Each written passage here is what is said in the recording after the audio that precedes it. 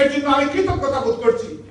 আজকে যে আহ্বায়ক কমিটিটা এসেছে যুক্তরাজ্য যুব দলের, অনেক কথা এসেছে, অনেকগুলো প্রশ্ন এসেছে, অনেক যারা অনেক গুরুত্বপূর্ণ ভূমিকা রেখেছেন যুব দলে এবং অনেক কাজ করেছেন যুব দলের জন্য এবং দলের জন্য, অনেকেই আহ্বায়ক কমিটিতে অ্যাকোমোডেট হন নাই।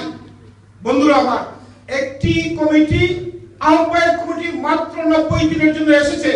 আমি বিশ্বাস করি যারা দায়িত্ব পান নাই এবং আজকে যারা এখানে রিপিটেডলি কয়েকজন নেতৃবৃন্দ বক্তৃতার মাধ্যমে বলে গেছে, যারা এই কমিটিতে অ্যাকোমোডেট হন নাই তাদের নাম বারবার বলা হয়েছে। আমি বিশ্বাস করি এই যুবদল যখন সম্মেলনের মাধ্যমে যুক্তরাজ্যের যুবদলের পূর্ণাঙ্গ কমিটি হবে, এই আহ্বায়ক কমিটির 61 সদস্য যে কমিটি, তাদের চেয়ে অনেকের চেয়ে বেশি মূল্যায়িত হবে যারা আজকে যারা অ্যাকোমোডেট হন নাই। অ্যাকোমোডেট হবে শুধু সান্ত্বনার জন্য নয়।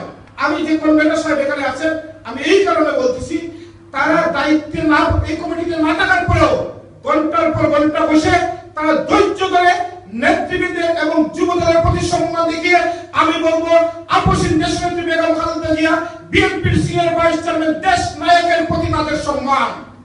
আমাদের যুক্তরাজ্য বিএনপি